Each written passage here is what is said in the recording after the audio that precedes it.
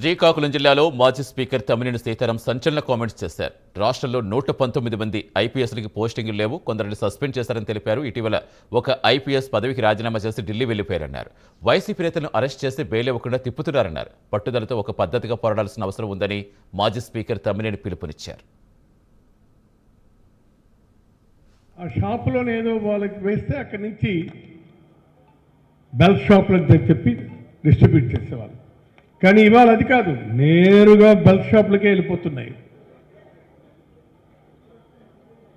There is no stoppage. దీని మీదనే మేము ఇక్కడ ఉన్నటువంటి అధికారులను అడిగితే వాళ్ళ చేతులెత్తి మేము ఏం చేస్తాం సార్ అన్నారు. అది దీని పరిస్థితి. అలాగే మరి మనకి మరొక వైపున చూస్తే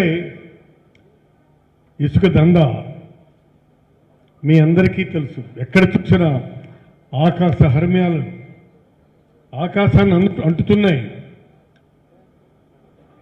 అంతగా దోచుకుంటున్నారు.